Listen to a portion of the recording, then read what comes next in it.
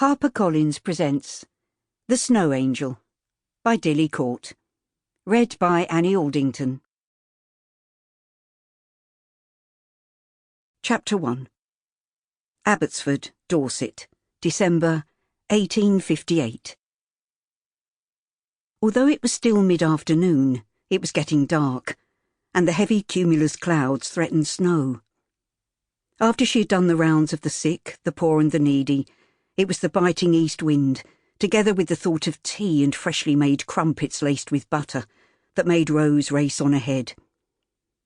She glanced over her shoulder to see her elder sister Marianne following at a more sedate pace.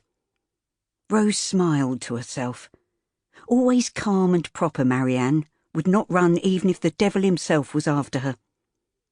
As the eldest of the vicar's 3 daughters, she considered it her responsibility to set a good example.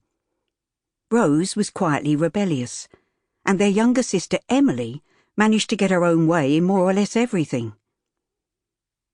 The square, castellated tower of St. Michael's Church came into view, with flickering candlelight shining a welcome from the tall windows, and bell practice at full strength.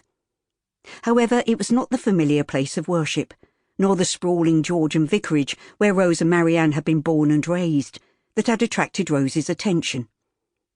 She stood in front of the carefully constructed wooden replica of a stable, with the well-used plaster figures of Joseph and Mary leaning over the manger. There were a couple of bedraggled-looking sheep huddled in the background. But what had caught Rose's attention was the fact that baby Jesus had been ousted from his bed of straw, and a skinny youth had somehow managed to fit his lanky body into the crib.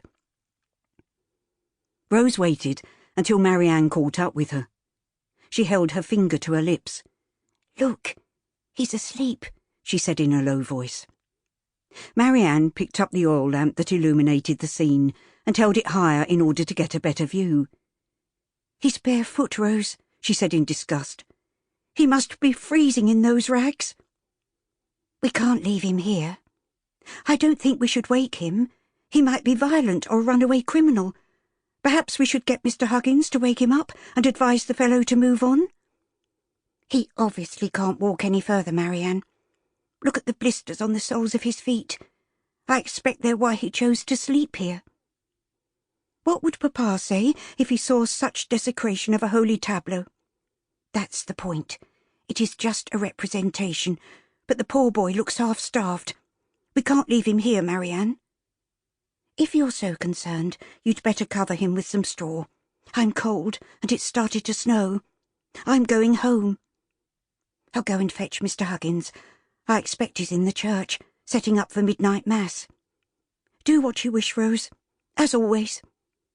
Marianne walked on, clutching her cloak even more tightly around her as the snow began to fall in swirling white clouds.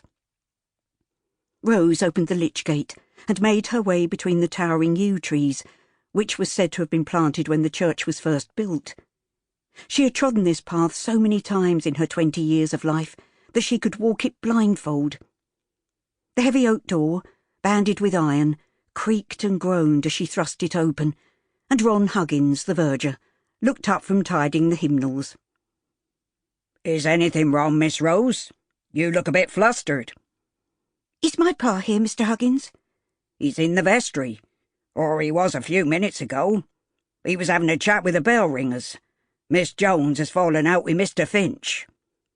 "Again?" Rose shook her head. "Don't worry, Mr. Huggins. You know they'll patch it up. They always do." "We can but hope. Did you want anything special, miss?" "You'd better come with me, Mr. Huggins.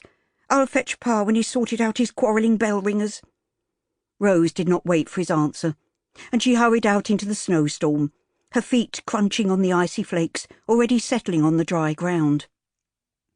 Huggins followed her, grumbling about the weather and the prospect of a wild goose chase, but he came to a halt in front of the nativity scene, and his jaw dropped. "The cheek of it!" he said angrily. He poked the sleeping youth with the toe of his boot. "Oi, you, get up! You're on church property. Have you no respect?" Rose leaned over the boy. "His breathing is ragged, Mr. Huggins. I think he's sick."